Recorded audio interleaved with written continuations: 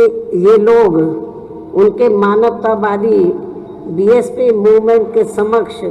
आने वाली सभी चुनौतियों व षड्यंत्रों का डटकर मुकाबला करते हुए इसे नई शक्ति व ऊंचाइयां प्रदान करने में लगातार संघर्ष करते रहेंगे। इसके साथ साथ विकट परिस्थितियों में भी ये लोग कभी भी हताश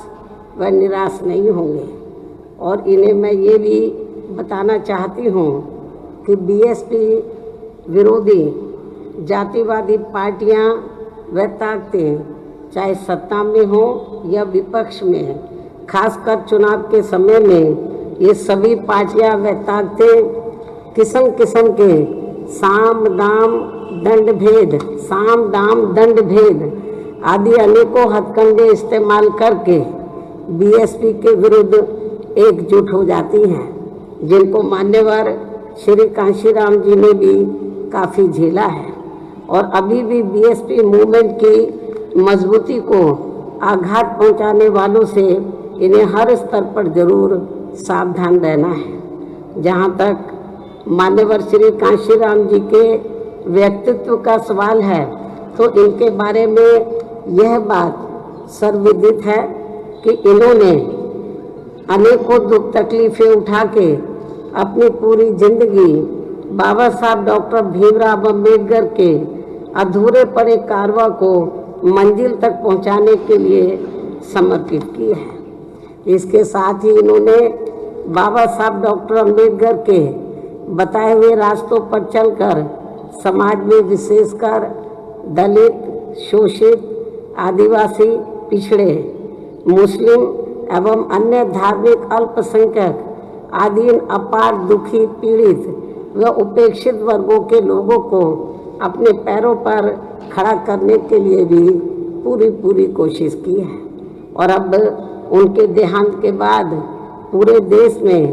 एकमात्र बीएसपी पार्टी ही उनके इस अधूरे पड़े कार्यों को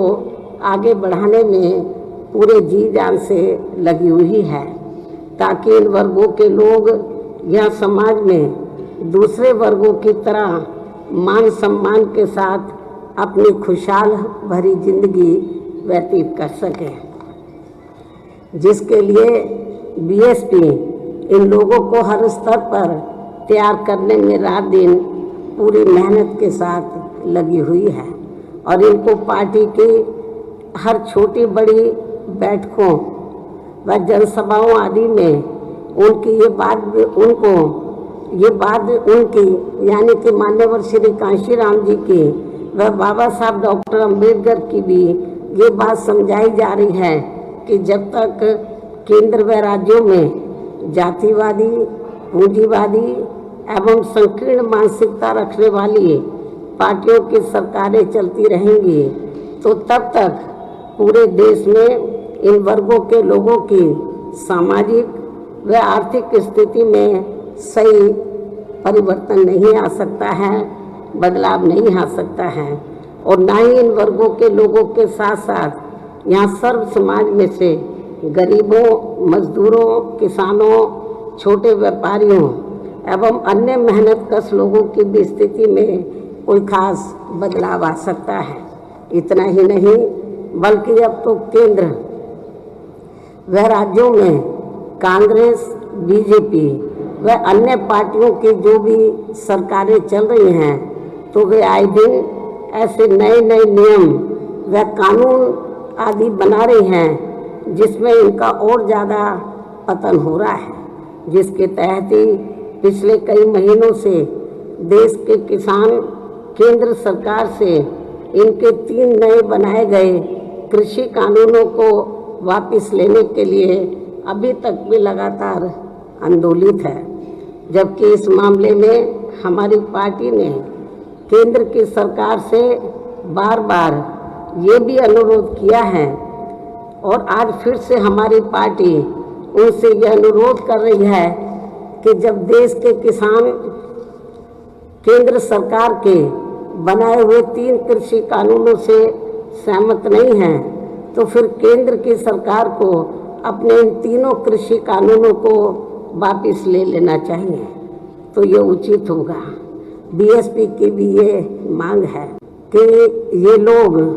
उनके मानवतावादी बीएसपी मूवमेंट के समक्ष आने वाली सभी चुनौतियों व षड्यंत्रों आदि का डटकर मुकाबला करते हुए इसे नई शक्ति व ऊंचाइयां प्रदान करने में लगातार संघर्ष करते रहेंगे। इसके साथ साथ विकट परिस्थितियों में भी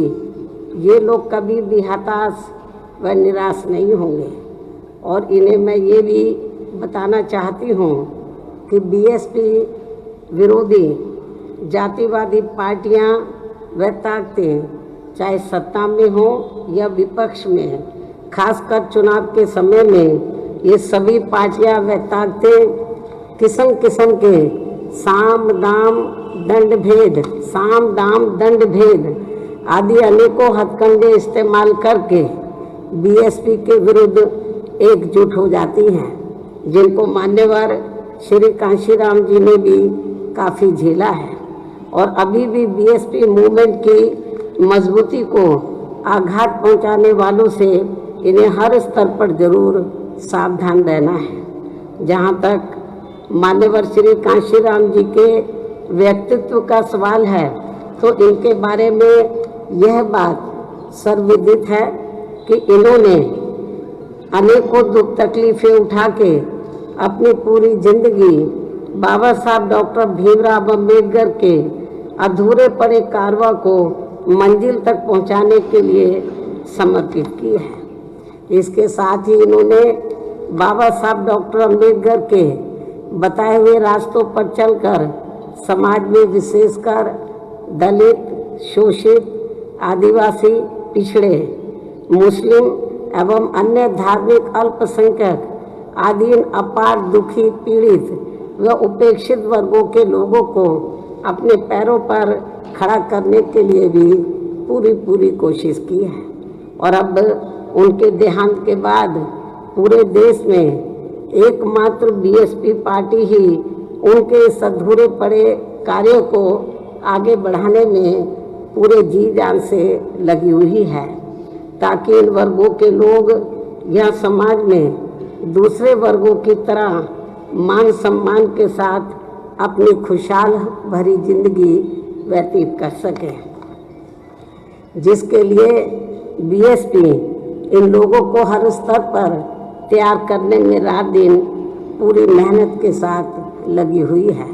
और इनको पार्टी की हर छोटी बड़ी बैठकों व जनसभाओं आदि में उनकी ये बात उनकी यानी कि मान्यवर श्री कांशीराम जी की व बाबा साहब डॉक्टर अम्बेडकर की भी ये बात समझाई जा रही है कि जब तक केंद्र व राज्यों में जातिवादी, पूंजीवादी एवं संकीर्ण मानसिकता रखने वाली